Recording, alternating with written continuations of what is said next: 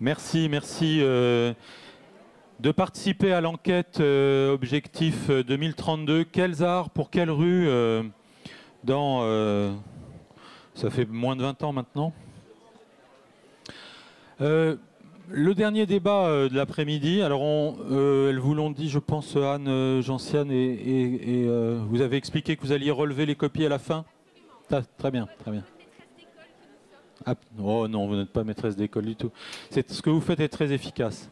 Donc ce dernier débat va nous amener un peu plus loin dans l'interrogation sur ce que l'art amène dans l'espace public, sous différentes formes, l'art plastique bien sûr, mais pas seulement, on va parler d'art végétal également, et on parlera également des arts de la rue avec Jean-Marie Songy, le directeur du Festival d'Aurillac, Festival des arts de la rue. Mais pour commencer, nous avons invité, et nous sommes vraiment très heureux qu'ils aient accepté, parce que leurs interventions dans l'espace public, d'une part, sont particulièrement marquantes. Bon, on a titré de façon un peu provocante le programme. Là, je ne l'ai pas repris exprès. Les colonnes de Buren, c'est un scandale. Bon, c'est juste pour dire qu'en effet, et Gilles Clément, jardinier, paysagiste, et bien d'autres choses encore. Hein. Il a tenu la chaire de création artistique au Collège de France en 2011-2012. C'est vous dire si son regard est large et inclassable. Et puis Daniel Buren, dont là aussi les interventions dans l'espace public font débat, mais tous les deux, par ailleurs, ont une réflexion qui va nous amener, enfin en tout cas nous, l'équipe d'Agora, on en était certains, à voir un peu autrement les questions qui se posent lorsque on se met à toucher à nos places, à nos rues, aux différents espaces de la ville. Messieurs, si vous voulez bien me rejoindre, Gilles Clément, Daniel Buren.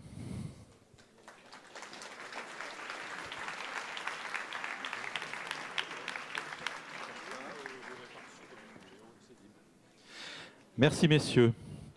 Alors, les débats de la Biennale ont multiplié, comment dire, des pistes de définition de ce que pourrait être l'espace public. Des tas de pistes ont été tracées. On a parlé d'intégration républicaine. J'ai noté le lieu de l'échange, le reflet de la société. L'espace public, c'est l'enjeu de la reconquête, de la lutte contre la violence à Medellín, c'est l'enjeu des révolutions dans les pays arabes. Il apparaît clairement, en fait, comme le point sensible d'une société. Un lieu où des choses fondamentales se jouent, qui, comme un ciment, comme un lien entre les habitants d'un habitat humain. Les citadins peut-être, je ne sais pas quel mot il faut employer, mais en tout cas les gens qui partagent un même habitat. On a aussi interpellé donc, je le disais, les responsabilités des professionnels dans les mutations, les architectes, les urbanistes, les politiques, les administrations municipales. On a questionné tout cela. Donc avec vous, encore une fois, c'est la vision un peu différente, je pense, tant votre approche n'est pas celle des architectes, de l'espace public que je voudrais interpeller. Et d'abord, Daniel Buren, j'avais sous-titré le débat limite critique en référence à un texte de vous, qui date pas d'hier, hein, c'est des années 70, mais que je trouvais en grande résonance avec le thème de la Biennale et qui vraisemblablement est un des textes fondamentaux de votre écrit. Je ne le prends pas comme une théorisation de votre démarche, mais comme une explication. Je le cite, vous évoquiez successivement l'art tel qu'il est perçu, l'art tel qu'il se situe, et les limites de votre travail, ce qui est tenté. Je voudrais y pêcher juste une notion, la notion que vous posiez des limites. Limites critiques, la notion des limites, qui paraît fondamentale. On a parlé des limites publiques-privées, mais là, ce sont d'autres limites dont il s'agit. La première des limites dont vous parliez, alors, c'était celle du musée et de l'exposition. Et vous disiez que l'œuvre, peinture ou papier collé, brise cette limite quand elle se montre en dehors, l'œuvre, quand elle se montre en dehors des lieux habituels d'exposition, disiez-vous. Et c'est là qu'on arrive dans notre débat sur l'espace public, car vous définissiez ainsi ce hors-lieu, en dehors des lieux habituels d'exposition, comme tout endroit où il existe une vie sociale quelconque. Est-ce que vous diriez ça encore aujourd'hui ? Est-ce que cette limite est toujours la même, toujours là? C'est la première limite à briser. Je ne sais pas si c'est une limite à briser. Je disais surtout que ce qui m'intéressait dans le fait de travailler en dehors de l'institution, que ce soit la galerie ou le musée, et à l'époque, en plus, quand j'ai écrit ça, je n'étais pas spécialement invité dans l'un ou dans l'autre, mais c'était quand même le lieu où normalement un artiste s'exprime. Je pensais que le lieu le plus intéressant, c'était l'espace public, c'est-à-dire la ville, et j'avais indiqué donc une limite extrêmement large, tout endroit où des individus existent, des individus travaillent, se croisent, etc. Donc ça excluait d'une certaine façon ce qui a été dans le même moment un peu à la mode dans le milieu de l'art, oui. Des années, milieu des années 60, fin des années 60, qui était plus ou moins remarqué pour sortir de l'institution avec des œuvres faites dans les déserts et dans des lieux inhabités. Pour Christo, par exemple. Oui, non, il y avait des gens beaucoup plus caractéristiques que ça. Il y a tous les artistes américains comme Walter de Maria et autres qui sont allés faire d'énormes choses dans ces déserts. Et tout de suite, parce que ça n'a pas mis longtemps à rapatrier le musée sous forme de photographies et autres, et évidemment, je pensais que c'était vraiment complètement critiquable. Mais surtout, l'intérêt de faire quelque chose, pour moi, et c'était évidemment très personnel, c'était dans des lieux où d'autres travaillent et d'autres vivent. Et pourquoi ? Donc le village, la ville, etc., etc. Pourquoi cet intérêt particulièrement aux dimensions sociales ? Parce que je pense que si on veut vraiment faire quelque chose qui n'a rapport avec personne, on se met dans son atelier et on n'en sort jamais, par exemple. Donc si on ose faire des choses, c'est sans savoir d'ailleurs ce que ça peut donner, c'est pour que d'autres puissent voir ces choses. Et on va quand même mieux voir ça dans la ville qu'au milieu du Nevada, où on va faire au mieux un peu de tourisme pour essayer d'aller voir l'œuvre en question. Mais il n'y a personne qui est là journellement, donc c'est tout à fait autre chose. C'est vraiment un périple pour aller voir quelque chose d'un peu extravagant, qui d'ailleurs, dans certaines de ces productions, sont pas, je dirais, inintéressantes, intrinsèquement. Mais c'est pas du tout, à mon avis, le même domaine, ni le même intérêt véritable de faire quelque chose avec tous les risques que ça ouvre dans l'espace public, c'est-à-dire tout espace. Je ferai une petite parenthèse parce que j'avais fait un texte là-dessus aussi. L'espace public, il faut s'entendre très vite. Le musée, c'est un espace public. Donc l'espace public dont on parle, en l'occurrence, c'est dans la rue. Donc, savoir un peu de quoi on parle, parce que sinon, l'espace public, il existe. Tous les musées sont faits pour y exposer des œuvres et fonctionnent encore aujourd'hui très bien. Ils sont ce qu'on appelle des lieux recevant du public, n'est-ce pas ? Des établissements recevant du public. Voilà. Mais est-ce que ça en fait pour autant un espace public ? Vous dites que non. Ils contraignent en quelque sorte la lecture. Ah, mais ça, c'est tout à fait autre chose. Mais c'est quand même un espace public. C'est un espace public, disons, spécialisé. Mais c'est un espace public au même titre que, je sais pas moi, le métro est un espace public. Bon, c'est pas du tout pareil que de se promener à pied dans la rue. Bon, donc, il y a des dizaines et des dizaines d'espaces publics spécifiques, plus ou moins spécifiques. Celui qui est le plus étendu et pour moi peut-être le plus intéressant étant l'espace public de la rue, puisque c'est là où, à un moment donné ou l'autre, tout le monde se retrouve. Oui, sans distinction.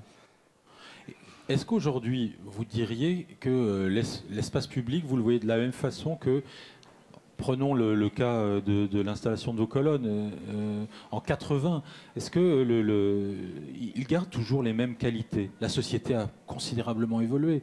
Les réactions qu'on a connues à l'époque ne seraient peut-être pas les mêmes aujourd'hui ?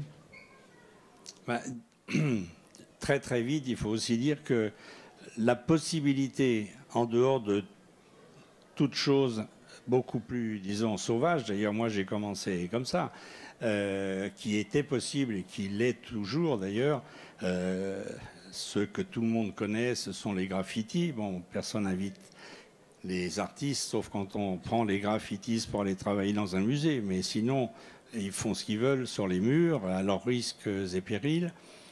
L'idée de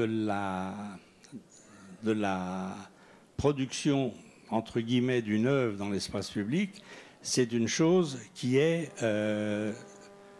complètement nouvelle. C'est-à-dire, ça a existé, l'histoire de l'art les a, pour certaines, protégées, mais quand c'est redevenu une chose un peu mis en place dans la société, inscrite dans le paysage, hein, ça. Inscrite, et même la volonté de le faire, parce qu'il ne faut pas non plus oublier que la présence d'une œuvre artistique dans l'espace public, c'est aussi directement lié, bien sûr, avec la volonté politique. Donc, il y a vraiment un tas de choses très différentes que celles pour lesquelles les artistes étaient habitués jusque-là. Et ça, c'est très nouveau. Ça a été plus ou moins instauré dans le début des années 80. Et ce qui est le plus étonnant, c'est que ça a fait boule de neige. Et que l'idée de demander à des artistes de travailler dans un coin de rue, sur une place ou je ne sais où, c'est une chose qui aujourd'hui, et vous le dites à juste titre, c'est pas la même chose qu'en 83, 85. C'est une chose qui est, disons, beaucoup plus banale. Les tout premiers qui ont été faits d'ailleurs en France et dont le projet du Palais Royal était un de ceux-là, sont arrivés un petit peu comme un coup de poing dans la figure. Et il n'y avait aucune habitude. D'ailleurs, cette habitude, elle n'est pas encore complètement dans les mœurs. Mais il n'y en avait vraiment aucune. Et les artistes eux-mêmes ont perdu cette habitude pendant plus de 100 ans. Donc tout est à revoir, tout était à revoir. Et je pense que tout reste à voir, à découvrir, et que ça reste un champ d'action tout à fait étonnant.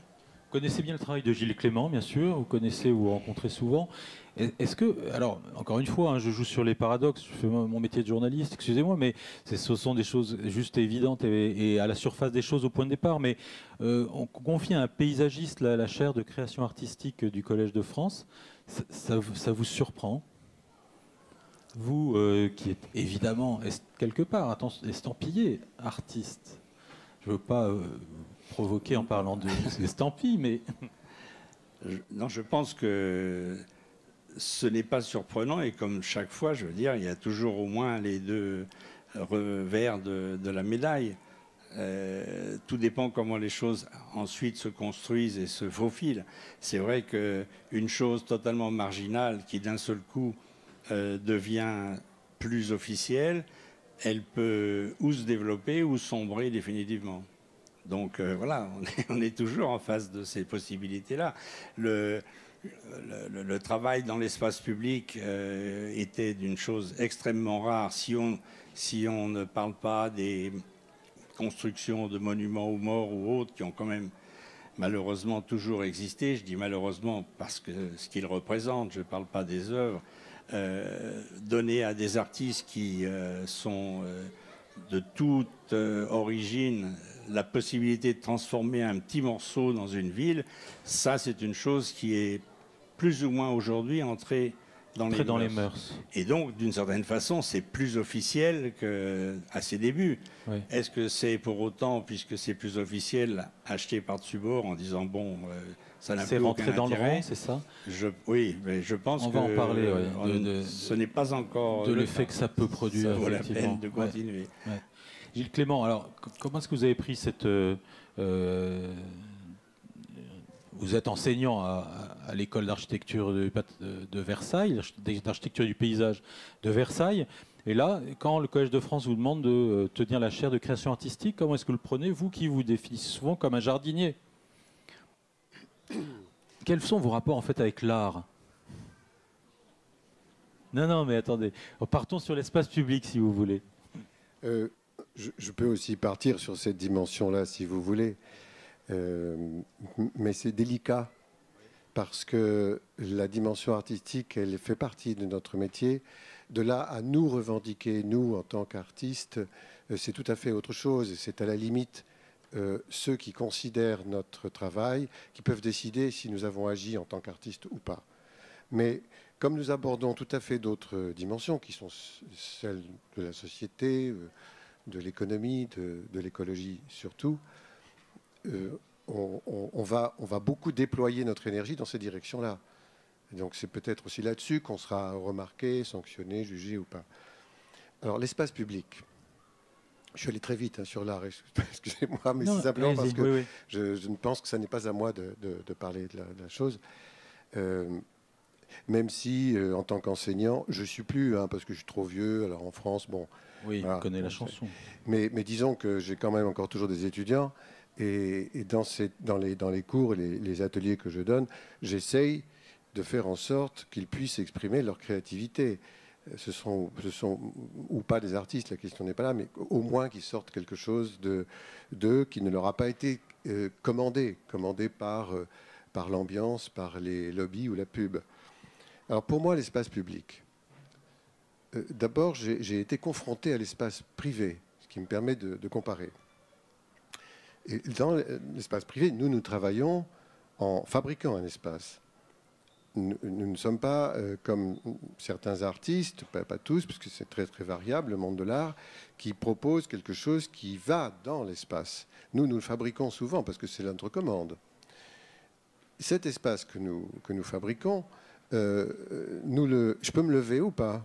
Oui. Non, mais parce que je tourne le dos à la moitié. Mais absolument, la parole et voilà. Le déplacement sont libres à Agora, tout à fait. Bon. Et c'est simplement parce que je me dis, mais alors, dans l'espace public d'ici, je tourne le dos à la moitié du public de l'espace. Enfin, ça va pas. Il faudrait que je tourne en rond. Ça permet une plus grande proximité avec beaucoup plus de gens partout. Voilà. Mais en effet, allez-y. C'est pas traductible. Non. Alors, l'espace privé, c'est celui qui est pour quelqu'un qu'on connaît. C'est-à-dire qu'on va parler avec le couple pour lequel on fait ça, ou la personne, les enfants, et on va savoir quels vont être les usages. On est dans un espace privé. On va faire un projet qui est un projet de compromission. Et ce projet-là, il sera co-signé, parce qu'il y aura la volonté de ceux qui sont nos commanditaires et qui est très forte. Parfois, vraiment, ils savent ce qu'ils veulent et c'est même difficile de leur faire changer. Et puis, bien sûr, la proposition qui est la nôtre. Dans l'espace public, on ne sait pas qui va être l'utilisateur de l'espace. Et c'est ça qui, moi, m'intéresse beaucoup, puisque je donne une préséance à la question même du vivant. Les humains sont le vivant dans l'espace public le principal pour nous, même s'il y a les plantes et les animaux aussi. Que vont-ils faire? Comment vont-ils accepter ce que nous leur proposons, nous? Et là, on peut se tromper, on prend des risques. Mais c'est un risque très intéressant. Alors, en gros, je vais faire très vite là, trois risques.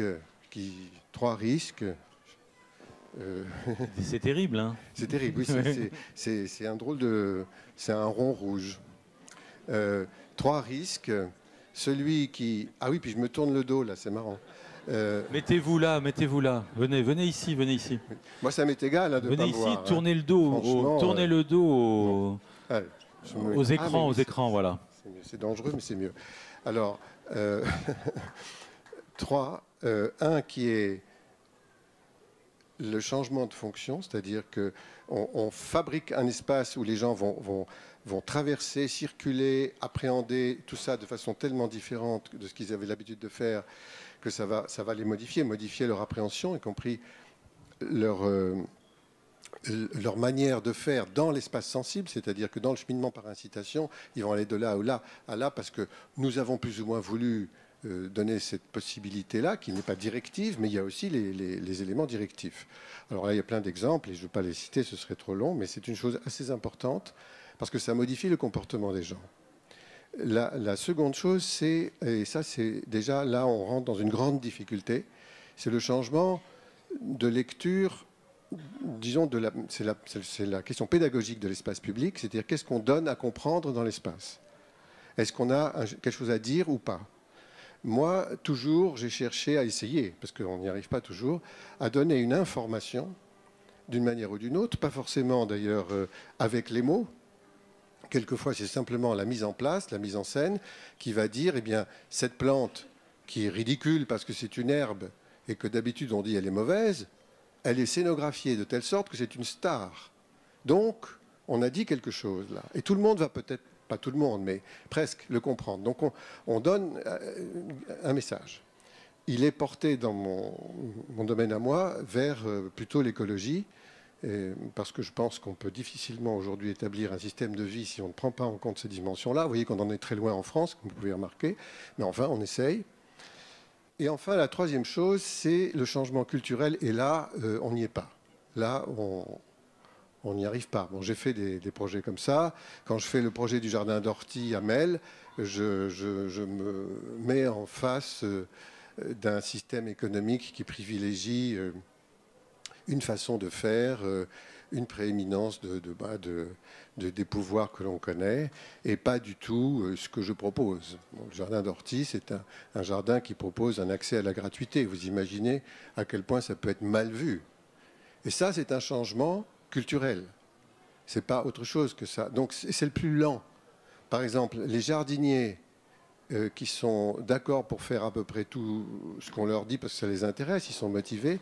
On peut presque tout changer techniquement, mais le changement culturel, c'est-à-dire la façon de voir, de comprendre le monde, d'accepter ce qui, par exemple, c'est un changement des valeurs. C'est-à-dire que ce qui n'était pas bien, on va le trouver bien, ou au contraire, on met tout au même niveau, enfin, pas du tout comme avant, quoi. Et ça, c'est très douloureux pour la plupart des gens, donc c'est très long. Voilà, ce sont les trois, mais ce sont aussi l'espace public permet ça, l'espace privé ne le permet pas. Bien sûr. Voilà. Cette confrontation, Daniel Buren, comment est-ce que vous la vivez ces trois éléments, vous les retrouvez ou pas du tout? La confrontation à des changements culturels qui devraient se faire, qui ne se font pas, la commande qui parfois peut brider le travail qui est le vôtre, la prééminence, ce que vous appelez la prééminence du marché. Est-ce que vous rencontrez les mêmes problèmes, difficultés, questions que celles que vient de soulever Gilles Clément? Je pense qu'il y a déjà quelque chose qui rapproche ce qu'on fait, même si c'est extrêmement différent dans le résultat. C'est ce que Gilles disait au tout début, à savoir que pas plus lui que moi ne venons avec un objet X à mettre quelque part. Donc il y a une transformation du lieu qui implique un travail avec le lieu qui est quand même très spécifique et qui va le transformer, alors plus ou moins fortement bien sûr, et ça dépend de beaucoup de paramètres, mais je dirais que ça rapproche ce que l'on fait chacun à notre manière, et que donc ce dont il parle, je suis aussi relativement confronté avec. J'ajouterais qu'il y a quelque chose qu'on oublie souvent et qui vraiment fait partie, en tout cas en ce qui me concerne, et de la commande en général, qu'on appelle d'ailleurs commande, je l'ai dit l'autre jour, mais je le répète, il n'y a jamais de commande. Au mieux, il y a des demandes. Je ne dis pas que ça n'existe plus du tout, mais l'époque où on commandait à l'artiste une bataille, le portrait du général ou des choses comme ça, ça n'existe pas vraiment dans ce dont on parle en ce moment, même s'il y a sans doute encore des places ou des lieux où on a envie d'avoir telle... La statue du commandeur. La statue du commandeur, du prince, etc. Mais disons que... quand on fait un concours, parce que la première chose à savoir, c'est qu'il n'y a quasiment pas de commande ou de demande publique sans concours. Donc déjà, on est devant quelque chose qui est très spécial et qui rapproche un petit peu de ce que les architectes connaissent depuis toujours, qui était complètement étranger au monde de l'art. Au monde de l'art. au monde de l'art, mais les architectes font partie un peu de la culture. Oui, oui, enfin disons le monde des peintres, sculpteurs et autres, où on est évidemment invité à exposer quand on a cette possibilité ou cette chance dans un musée ou dans une galerie, mais il n'y a pas un concours entre 50 artistes pour savoir lequel on va exposer la semaine prochaine. Donc ça n'existe pas. Pour l'œuvre faite dans l'espace public, c'est quasiment la règle. Donc il y a la demande qui se fait à 2, 3, 5, parfois 50 artistes, et souvent ça peut être mélangé avec des architectes différents, sur un endroit précis qui est la seule chose qui est définie. Que faire dans cet endroit est généralement complètement laissé au choix de ceux qui vont concourir. Et ensuite, il y a un aéropage souvent appelé comité scientifique qui va juger tout ça, avec toujours la place, quand il s'agit d'une ville, du maire de la ville ou de ses représentants. Donc il y a le côté municipal, le côté politique, et puis il y a des spécialistes qui peuvent être des architectes eux-mêmes, des gens qui s'occupent de construction, des gens qui s'occupent du paysage, etc., qui vont faire leur choix. Donc quand on arrive avec la chose à faire, ça veut dire qu'il y a déjà eu un choix parfois extrêmement sévère et que personne, et je dis bien quand ça arrive c'est rarissime, personne n'est en tant qu'artiste demandé pour faire quelque chose tout seul comme si il était l'ami de celui qui demande, le maire, le président ou qui on veut. Donc cette espèce de paravent je dirais, culturel et social est extrêmement important, je dirais, même pour la suite des événements. Quand on a pu lire ce que j'ai lu à un moment donné fortement et qu'on peut encore voir, oui, mais pourquoi lui, il l'a choisi pour telle ou telle raison, parce que, je ne sais pas qui, le maire est du même bord politique, enfin on a lu tout et son contraire, c'est généralement totalement faux. Donc ça, c'est une chose à savoir parce que ça élimine déjà cette espèce de commentaires absurdes sur le pourquoi du fait que quelque chose est demandé. Et de votre point de vue, est-ce que c'est une limite dans votre travail de devoir passer cette étape? Je pense qu'il y a pas mal d'artistes qui refusent d'y mettre les pieds à cause de ça. Moi, je pense que moi, ça m'intéresse. Oui, ça m'intéresse. C'est très difficile. Par définition, c'est pas parce qu'on fait tout le travail qu'on va gagner. Et une fois que ce travail est fait, il reste beaucoup de choses à faire, mais on peut dire que la chose est déjà établie. Donc le vrai travail, il est avant. Et ce vrai travail qui est avant, il va peut-être tomber complètement à plat, parce que si c'est pas le lauréat, c'est fini, on n'en parle plus. Bien sûr. Mais alors ensuite, pour revenir à ce dont parlait Gilles Clément tout à l'heure, qui est l'effet produit par ce que vous produisez. Je suis désolé de reprendre des citations, mais vous disiez l'œuvre d'art change le lieu où elle est installée. Et le lieu change l'œuvre d'art. Est-ce que vous... Je pense que si l'œuvre d'art, j'aime pas le terme œuvre d'art, mais disons, si la chose produite ne transforme pas le lieu, je pense que c'est que peut-être elle ne devait même pas être faite. Ça n'a aucun intérêt. L'œuvre d'art doit transformer, c'est le minimum qu'on peut lui demander. Alors après ça, il y a toutes les nuances de transformation. Mais si ça ne transforme pas, à quoi bon? Autant laisser les choses en l'état. Et c'est pas seulement ni de l'enjolivement, ni faire mieux la façon de circuler ou autre, même si ça l'aborde un petit peu. Mais il y a des gens qui sont, disons, plus à même de savoir faire ça que même un artiste. Mais il faut que ça transforme, c'est certain. Et j'avais même, je crois, dit à un moment où j'ai écrit là-dessus que c'est peut-être une fenêtre qui s'ouvre sur quelque chose qui a été complètement, plus ou moins, non pas abandonné, parce que bien sûr, ça n'a jamais été abandonné, mais qui ne fait plus partie des choses importantes dans le milieu de l'art, à savoir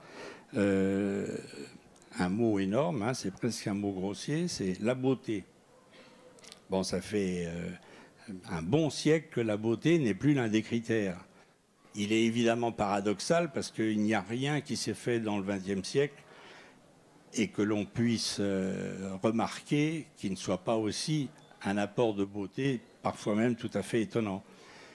Mais ce n'est plus une préoccupation, et c'est même devenu, à la limite, dans les endroits spécialisés comme les musées, quelque chose qui est même combattu par l'envers. On présente de l'horreur.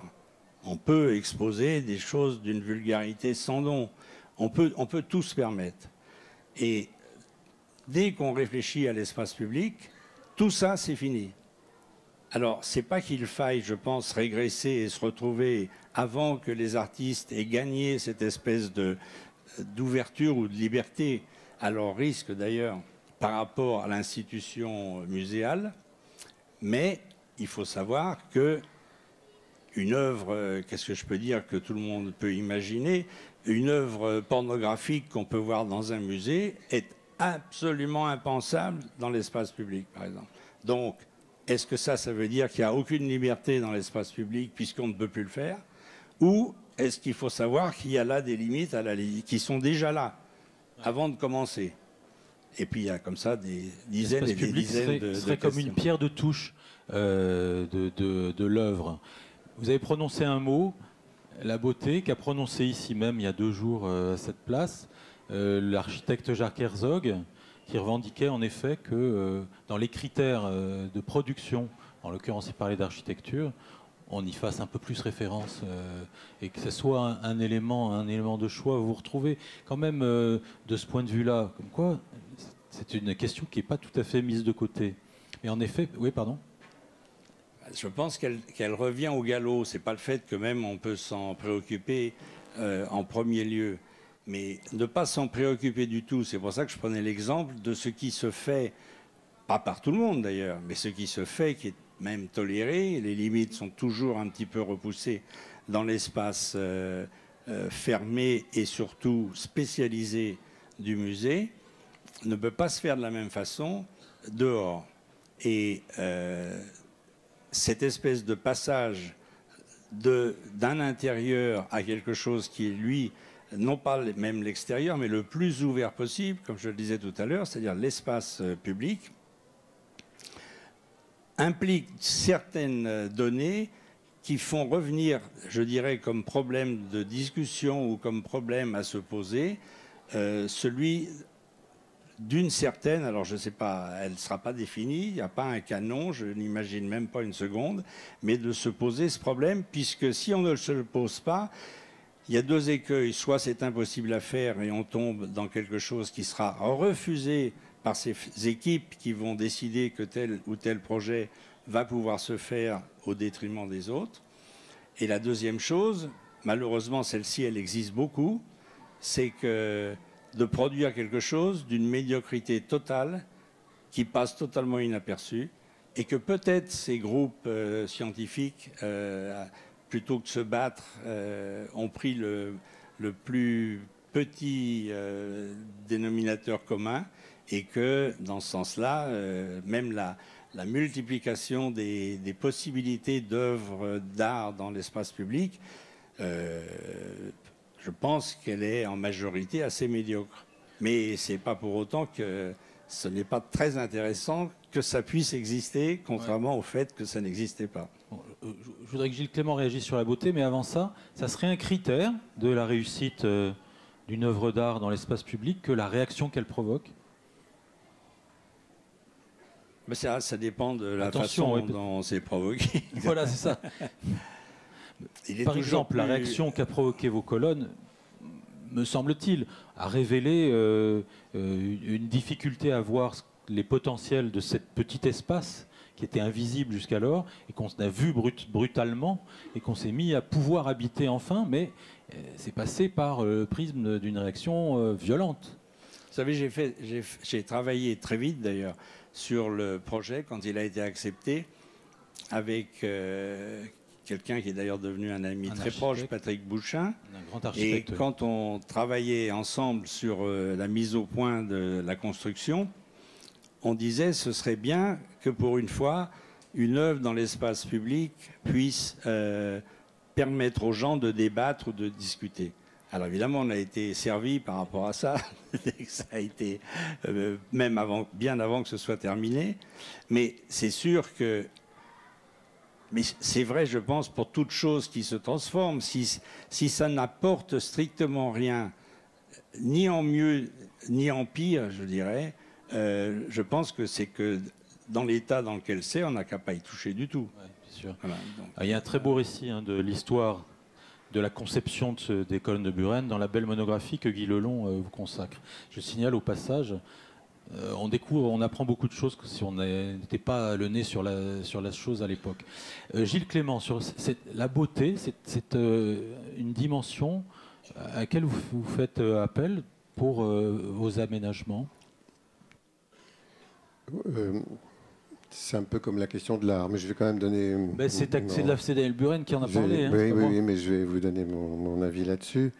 Mais dans le travail de Daniel Buren, il y a une prise en compte de l'espace qui répond à ce que je donnerais comme définition moi de la beauté, c'est-à-dire la justesse, plus que la beauté viendrait de la justesse dans mon point de vue à moi.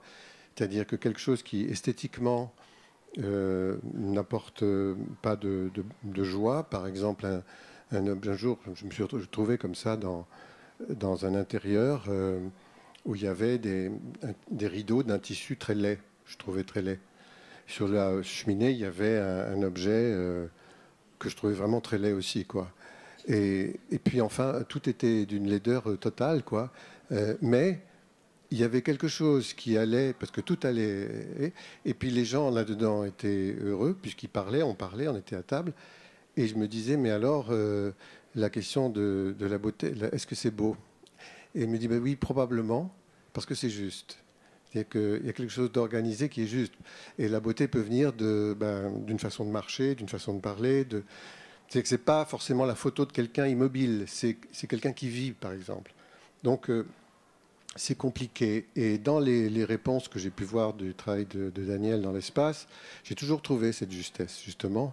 Donc, elle est d'ailleurs, pour moi, c'est un grand paysagiste. Hein. C'est pas, mais enfin. J'allais vous poser exactement cette question-là, parce que quand vous parlez de paysage, vous ne parlez pas de plantes vertes, c'est une notion plus générale.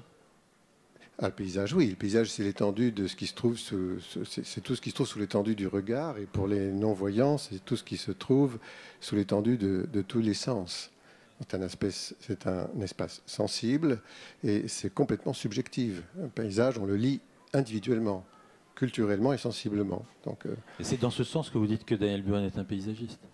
Oui, je le dis comme ça, parce que la façon dont il transforme l'espace en lui apportant ce qui n'était pas attendu, mais qui modifie notre comportement, il agit sur tout le monde. Il y a quelque chose d'universel dans cette beauté-là, parce que c'est la justesse qui est en question. Et puis, il a la dimension du vivant, et souvent, à travers... voilà, il y a des gens assis, par exemple, et je suppose qu'individuellement, ils ne se sont pas mis n'importe où, n'importe comment. C'est particulier, l'espace public, de ce point de vue-là. Et puis, il y a enfin, je ne sais pas comment traduire ça, parce que ça participe de la beauté pour moi, c'est le bonheur que l'on tire de l'instant où on s'est trouvé dedans, cet espace-là, et que peut-être on partage avec quelqu'un. Dans l'espace public, il y a la possibilité du partage. Ouais. J'appelle ça le syndrome de la queue du chien. Vous savez, le chien, il dort, et puis vous êtes en train de travailler, vous écrivez, etc. Et puis, vous regardez le chien qui dort, sauf qu'il a quand même un œil ouvert et qu'il remue la queue. À ce moment-là, vous entendez la queue qui remue par terre. Et vous n'avez rien fait. Vous n'avez absolument rien fait. Vous n'avez pas caressé le chien, vous n'avez absolument rien donné à manger. Il a juste vu que vous le voyiez. Et ça, c'est très important, donc il est heureux. Donc il faut au moins deux, il faut qu'il y ait un chien. Mais dans l'espace public, il y a ces possibilités-là. Et il y a ces possibilités du partage, de la convergence d'un regard sur quelque chose qu'on apprécie ensemble. Est-ce que la justesse dont vous parlez a à voir avec cette notion de génie naturel que vous utilisez également?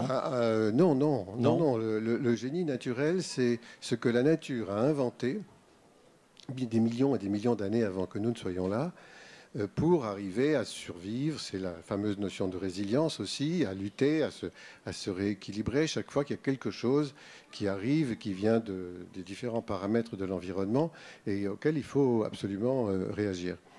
Et ça, c'est remarquable, sauf qu'on connaît très mal ces questions. Il faut arrêter, non? Non. Ah, bon, d'accord. Et par exemple, c'est très connu, alors je vais aller très vite, c'est l'impala qui vient manger la feuille d'acacia et qui en a assez d'être mangé va émettre une toxine dans son feuillage et l'impala va aller plus loin vers un autre mimosa épineux. Bon. Sauf que l'autre, il est déjà prévenu par le premier qui a envoyé un gaz éthylène, il y a eu un message qui est passé. Et alors donc, les impalas, ils vont être obligés d'aller beaucoup plus loin pour manger, etc. C'est une des rares mises au point du génie naturel que nous connaissions, qui sont c'est le dialogue entre les plantes. Là, on est en train de travailler, on va travailler avec des scientifiques du CNRS ou son équivalent à Cargès en Corse sur ce sujet. Qu'est-ce que les plantes se disent les unes les autres? Nous ne savons pas. Nous, jardiniers, ça nous aiderait de savoir ce qu'elles se racontent, ne serait-ce que pour éviter d'aller sans arrêt contre et le plus possible avec. Et dans l'espace public, est-ce que ça peut interagir avec votre travail de création de lieux? On va prendre la question juste après. Oui, ça peut intervenir sur mon travail dans la mesure où ça peut intervenir sur la juste série floristique, la juste juxtaposition de certaines espèces qu'on n'aurait pas eu l'idée de mettre ensemble. Vous savez, il y a un petit livre qui s'appelle « Le poireau aime la fraise ». Alors c'est très empirique, c'est le résultat d'un jardinage et puis il y a des gens qui disent voilà pourquoi cette plante elle pousse mieux à côté de celle-ci, etc. Mais on ne sait pas vraiment, c'est juste un peu... Et puis c'est ridiculisé parce que c'est... Bon, alors que c'est profondément mis au point. C'est génial justement, c'est très compliqué. Et on retrouve la justesse quand même, parce que... Oui, on retrouve la justesse. Et oui, quand même, voilà. Où est la question? Allez-y. Oui, mais ce n'est pas une question, c'est que je voulais revenir un peu sur l'exposition des impasses dans Bordeaux, parce que c'est un vrai dispositif qui peut permettre de mesurer la résistance. Mais bon, je vois que ça ne te plaît pas, donc je vais arrêter. On est en train de parler de l'intervention. Oui, vas-y, oui.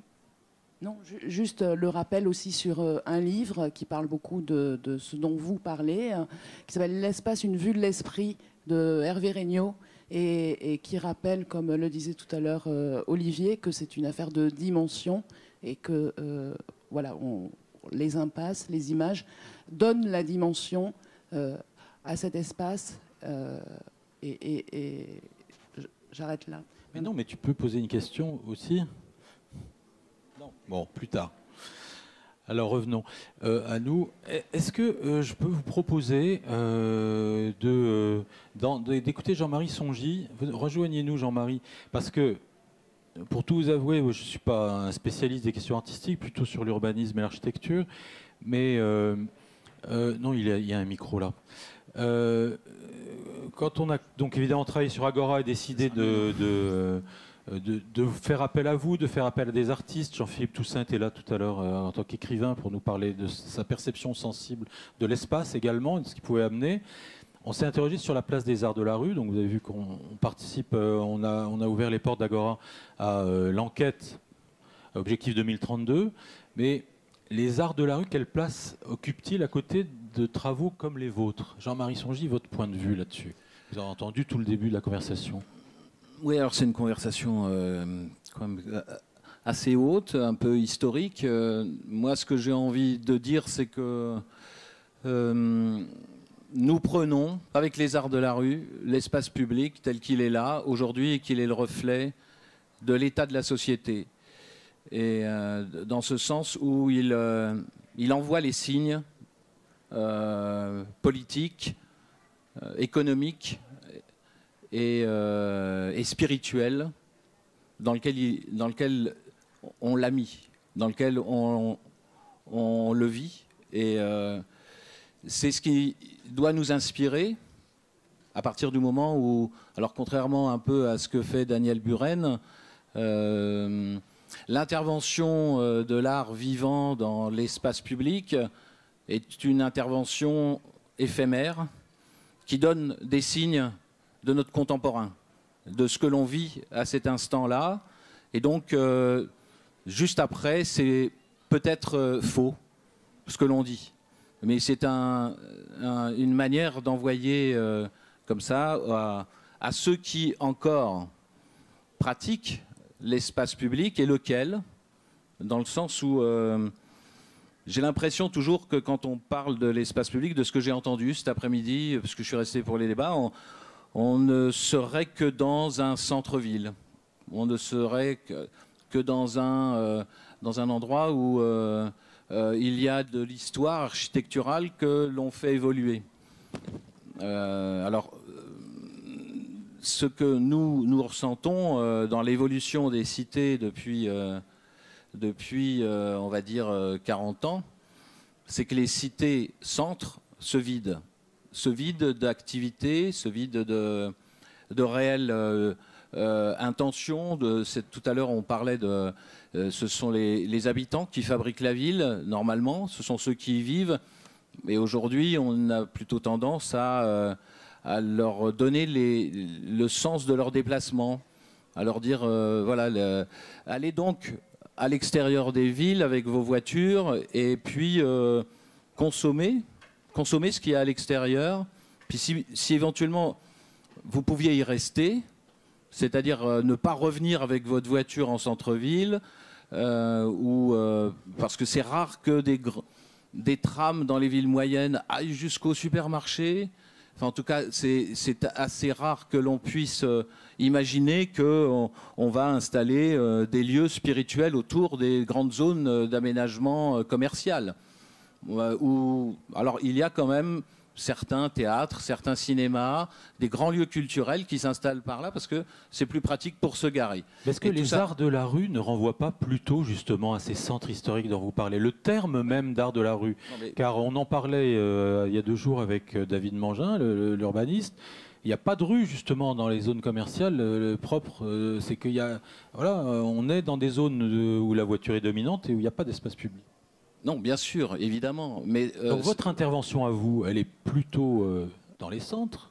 Elle est plutôt dans les centres à partir du moment où il reste encore des surfaces adaptées à l'intervention artistique, mais en même temps, enfin, des surfaces, c'est-à-dire des places, des rues qui ne sont pas encombrées de multiples objets urbains nécessaires pour contrer la voiture.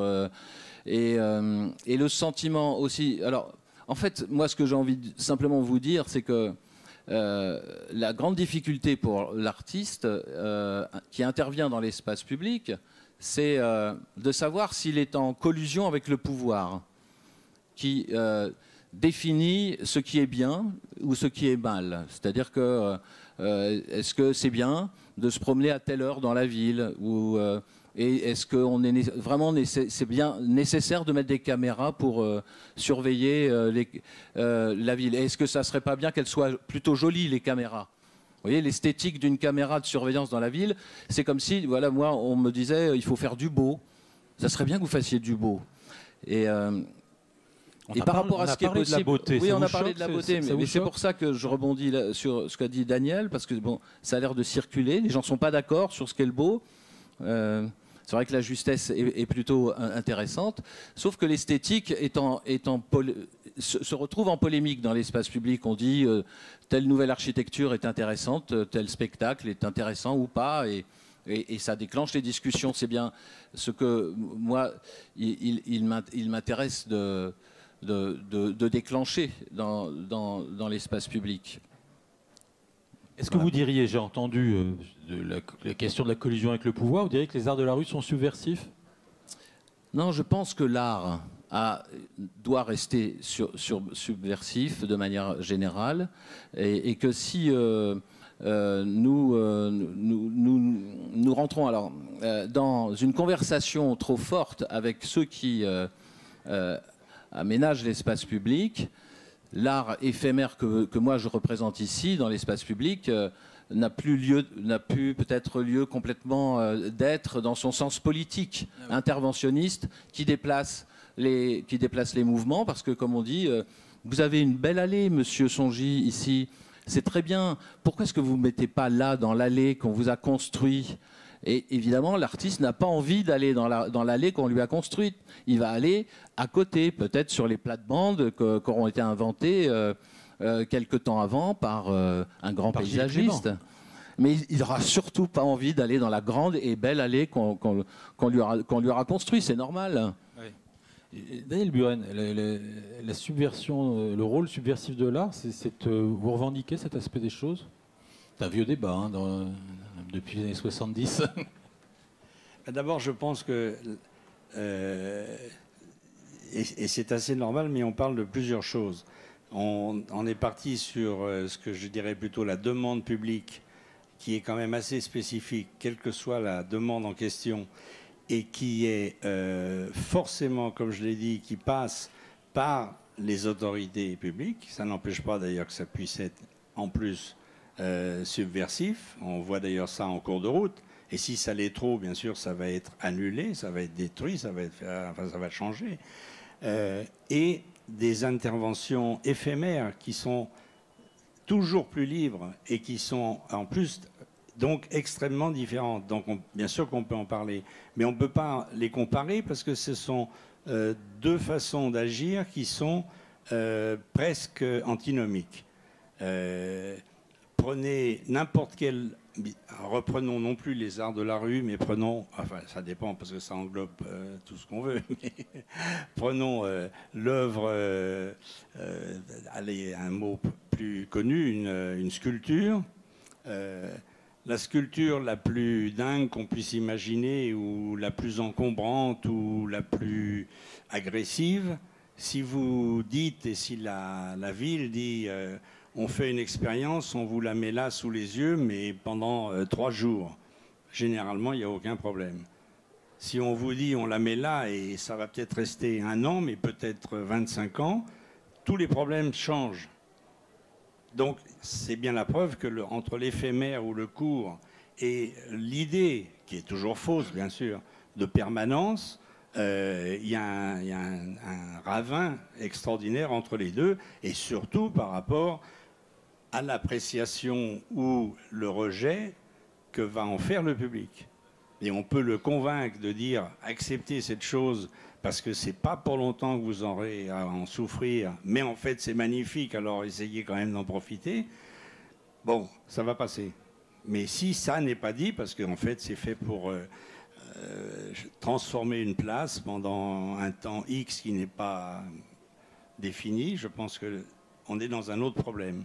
Donc on ne peut pas complètement comparer, mais c'est vrai que les choses sont évidemment différentes. Il y a une plus grande liberté à faire une chose éphémère et venir prendre même une place et la transformer pendant toute une journée, une nuit, que de faire une œuvre pérenne, même si c'est 2 ans, sur la même place. Ça, c'est absolument clair. Certes, mais vous ne répondez pas à la question de savoir si l'œuvre pérenne peut être subversive.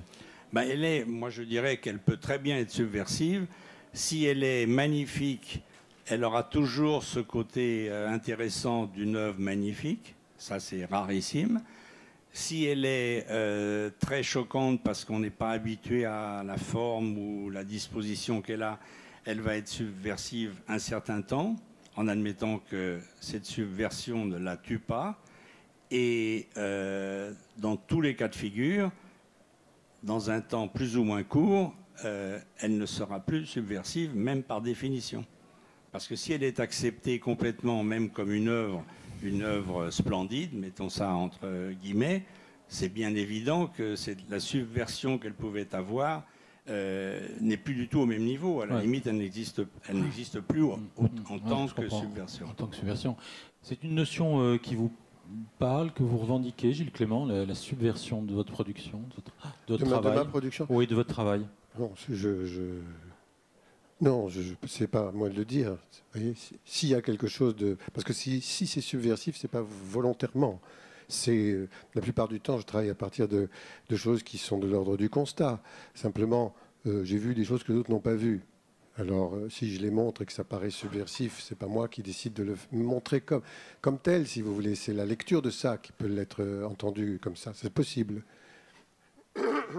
Mais ce que je crois, c'est que l'art ne peut pas ne pas être subversif, lui, par contre. Parce qu'il est celui qui fait passer aux politiques un message, même si le politique a énormément de temps pour l'intégrer, mais c'est ça qui fait avancer l'histoire. C'est-à-dire que dans l'ordre des machines qui ont une puissance dans l'écriture même de l'histoire, pour moi, il y a d'abord les artistes. Sinon, il n'y aurait pas la grotte Chauvet. J'ai eu la chance de la visiter. Ça m'a assez bouleversé. Bon, c'est ce qui reste quand même, ça. Même encore aujourd'hui, on se dit, mais alors comment ça se fait qu'on entend encore le souffle de ces animaux qui sont pourtant juste dessinés, quoi. C'est assez prodigieux. Donc la question de la subversion, pour moi, alors l'art dans la rue, c'est autre chose. Oui. Oui, ce que dit Daniel, c'est quelque chose c'est éphémère, mais une ville, parce que c'est toujours dans une ville, même si c'est un peu dans la rue ou dans un champ, c'est dans quelque chose qui est organisé spatialement. Ça veut dire que les gens qui font ce sont des spectacles, ils sont dans un espace qui est relativement organisé. Or là, ils le bouleversent quand même d'une manière ou d'une autre. C'est-à-dire qu'ils expriment un niveau de liberté que la structure, l'architecture, l'urbanisme, tout l'espace n'exprime absolument pas du tout, et que n'expriment pas du tout les humains s'y déplaçant tous les jours. Donc c'est quelque chose de très important. Ça nous montre aussi l'espace autrement. D'accord. Je dirais simplement une chose qui est très importante, je pense, en ce qui me concerne, quand je fais quelque chose, et c'est sans doute peut-être l'une des raisons pour lesquelles il y a une grande ouverture sur les choses proposées et donc des centaines de points de vue, c'est pour combattre une chose qui est inéluctable, dans une chose figée définitivement, donc l'œuvre dans l'espace public, il y a l'usure du regard. Et donc plus l'œuvre permet que, disons, entre autres, il y a d'autres sans doute façons de le faire, mais plus il y a de points de vue différents, plus cette usure va prendre un peu de temps, puisque tout le monde n'est pas figé devant le même objet systématiquement, parce qu'il n'y a pas de choix. Si vous avez une statue, on peut tourner autour, mais à partir de là, c'est fini de toute façon. Ouais. Et donc il y a l'usure très forte du regard, qui d'ailleurs doit être permanente chez les gardiens de musée, par exemple. Certainement. On peut regarder rien du tout. Même depuis qu'il n'y a plus de... Pardon. Oui, ça marche tout seul, c'est la régie. Ça marche tout seul. Mais pas chez les jardiniers, parce que toujours la vie invente, la nature surtout, ça bouge tout le temps, on est surpris tous les matins. Ça, c'est tout à fait juste. Bon. Vous pensez que le regard s'est usé sur les colonnes du Palais Royal ? Comme il y a beaucoup de jeunes qui y vont, ils se renouvellent. Oui, c'est ça, quand même. Hein. De génération en génération. Direction de Jean-Marie Songy, puis s'il y a des questions, préparez-les. Non, bien sûr, c'est ce qu'on, des fois, on reproche aussi à des manifestations qui sont organisées depuis longtemps dans l'espace public et qui pourraient être vieillottes, mais c'est vrai que les générations passent et nous constatons, d'ailleurs hier, qu'un spectacle créé il y a 30 ans qui s'appelle Les Squames, et qui a été joué par la compagnie Cumulus, a été censuré hier. Créé il y a 30 ans, censuré hier dans les rues d'une grande ville qui accueille pourtant une manifestation depuis 25 ans. Mais citez-la, n'ayez pas peur. Angers pour ne pas la citer, mais qui accueille un festival qui s'appelle les Accroche-Cœurs, et sur une pression publique, d'une partie de public très engagé. Un groupe de pression. Un groupe de pression religieuse. La ville a décidé de ne pas reproduire la représentation suivante. Ce qui a provoqué un tollé général dans le festival, une solidarité des artistes qui se sont tous arrêtés de travailler. Et finalement, le spectacle a été joué plus ou moins en sécurité. Mais vous voyez, c'est-à-dire qu'une œuvre d'art, d'une génération à l'autre, on oublie ce qu'elle a produit. Et là, en tout cas, ce que nous produisons dans l'espace public, nous le produisons évidemment en appui sur l'architecture, évidemment en appui sur les flux urbains que l'on connaît, mais nous le produisons essentiellement pour ceux qui y vivent, pour ceux qui y passent.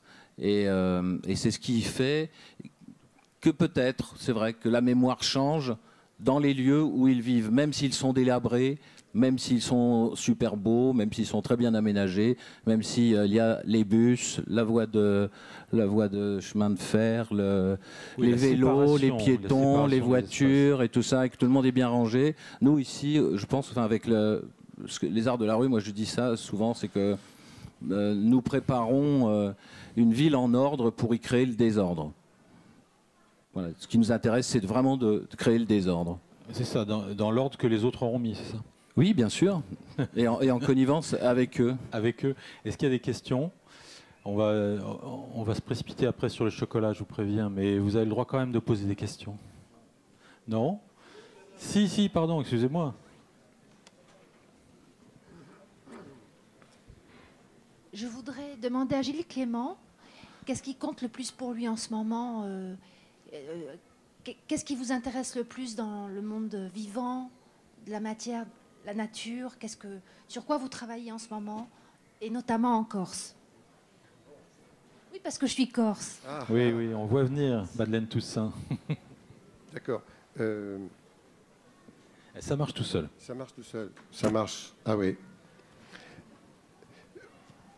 Ben, ce qui m'intéresse, je l'ai dit tout à l'heure, enfin j'ai un peu évoqué cette question, c'est évidemment aller dans la compréhension du vivant, qui sont ces êtres-là, ces plantes, ces animaux qui sont là bien avant nous. Comment se fait-il que nous ne les connaissions pas, que nous ne puissions même pas mettre un nom dessus dans bien des cas? J'ai fait des propositions d'école qui s'appellent aujourd'hui, c'est un peu pompeux, mais enfin, école du jardin planétaire. Moi, je n'avais pas décidé ça comme ça, mais c'était les gens qui ont fait ça. Il y en a une à Viry-Châtillon, une autre à l'île de la Réunion maintenant, justement pour aller vers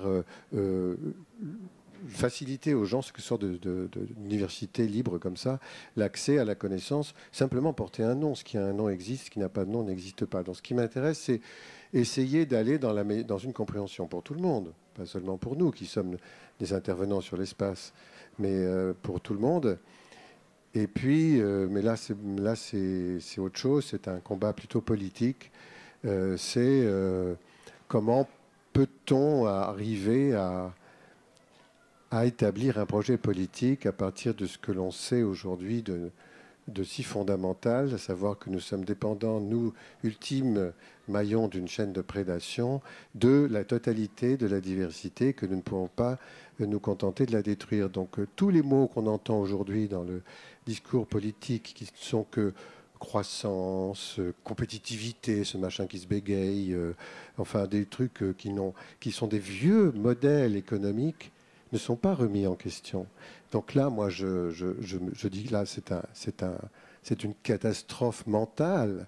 C'est une sorte de hier qu'on se met, une forme de suicide. Il y a un livre très intéressant qui s'appelle L'effondrement de la civilisation occidentale par deux Américains. Ils sont bien placés pour parler de ça. C'est remarquable, très intéressant.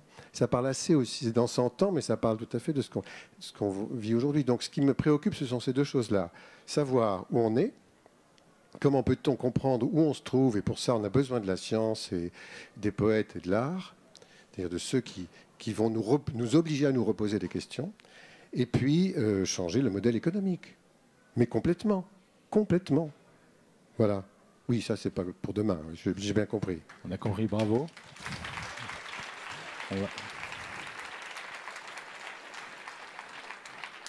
On va terminer. Il y a encore peut-être une question ou une intervention. Oui, il y en a une. Allez-y. Je ne suis pas sûr qu'on puisse en prendre beaucoup, mais... Très bien. Deux termes forts, co-signature et subversif. Est-ce que finalement, parce que quand on parle de co-signature, vous en parliez tout à l'heure sur le commanditaire et le prestataire, on va dire, le concepteur. La co-signature, elle existe aussi quand il y a un regard, on en parlait sur l'usure du regard. Est-ce que finalement l'art ne gagnerait pas à être un peu plus subversif, pas forcément pour créer une révolution, mais ne serait-ce que pour recréer un rééquilibrage, en ça qu'il pourrait inviter à l'ouvrage aussi, il pourrait ouvrir et inviter à la création, de sorte qu'on ne soit plus dans une construction de l'espace public ou des paysages de manière uniquement pyramidale, mais qu'on puisse aussi partager ça, qu'on s'éloigne un peu d'un choc des cultures, je vois quelque chose, c'est beau, donc je suis touché. Non, je fais, je participe, je comprends, donc j'intègre l'enjeu, donc j'intègre la création, la sensibilité, et donc je suis accompagné vers cette réflexion. Peut-être que la subversion, elle est dans le changement de système et pas uniquement dans le dépôt d'une œuvre, sans que ça ait quelque chose de connoté, hein, dans l'espace. C'est un avis et une question aussi. Mais... Oui. Daniel Buren, vous vous sentez interpellé par cet appel à la coproduction? Je pense que, une fois de plus, c'est une question un peu de limite et de cadre de travail. En fait, ça existe d'une certaine façon. Mais évidemment, ça n'existe pas dans ce qu'on appelle la commande publique, qui, pour l'instant, je ne dis pas que c'est impossible, mais la commande publique, telle qu'elle est aujourd'hui, elle empêche ça. Je sais même personnellement que j'ai pu proposer des choses qui justement étaient dans l'idée de la commande publique, parce que sinon je l'ai fait dans le système des musées, ça. Mais de quelque chose justement qui évolue et qui peut même évoluer avec les autres. Mais c'est... Bon, jusqu'à présent, en tout cas, je ne suis pas arrivé. Mais c'est très intéressant, je suis d'accord avec vous. Ça ouvre une possibilité, peut-être un peu utopique, en tout cas dans l'état actuel des choses, puisqu'on n'a pas parlé de ça, par exemple. Mais l'une des choses qui fait, et malheureusement, c'est même en train de commencer à envahir même le système bien surveillé des musées, la sécurité dans l'espace public... moi, je vais jusqu'à dire que c'est ce qui donne la forme à ce qu'on y met. Donc, le co-signataire, en l'occurrence, c'est le service de sécurité de la ville. Hein. Ouais. On a eu un débat là-dessus, c'était un de nos premiers débats il y a 3 jours, effectivement, sur les abus du principe de précaution, qui déresponsabilisent les habitants et qui brident éventuellement l'intervention artistique. Vous vouliez réagir, Jean-Marie Songy, sur la question? Non. Moi, ce qui me paraît important dans l'histoire de la collusion, c'est que si on veut faire société, il faut l'appeler autrement. Il faut l'appeler partage. Et je suis assez d'accord avec ce monsieur qu'il doit y avoir des flux de cet ordre-là, dans la manière de fabriquer son paysage, dans la manière d'amener les œuvres dans l'espace public. Mais à un moment donné, il faut garder un espace de liberté à l'artiste, au concepteur. Sinon, on se retrouvera avec des jardins aménagés pour les mémères qui font promener leurs chiens. Ce qui est le cas qu'une fois sur 2. Parce que c'est quand même... La démocratie participative a des limites. Alors ça ne va pas jusque-là, mais nous, on peut être confrontés à cette réalité-là. Mais c'est vrai, on l'a constaté. Et je voulais juste vous dire, parce que je sens bien que l'art vivant et l'art pérenne continuent à être... à cohabiter. Et nous avons la chance depuis quelques mois d'avoir été entendus par notamment le ministère de la Culture pour qu'il y ait une mission qui s'appelle la MNACEP, la Mission nationale des arts et de la création dans l'espace public, et qui fait appel à plusieurs ministères, dont celui de l'Intérieur, du ministère de la Culture, et à plusieurs niveaux de création, au niveau des arts plastiques et du spectacle vivant, pour réfléchir justement à comment l'art dans l'espace public s'implique ou s'implique pas dans la fabrication de la ville de demain. Très bien. Merci, bravo. Avec la présidence de Jean Blaise. Voilà. Oui. Bravo, merci Francine, merci beaucoup, merci d'être venu jusqu'ici. Merci beaucoup, merci. On va manger un peu de chocolat. On va manger. Il y a la grande maquette du stade. Déposséder une seconde pour encourager les gens, merci.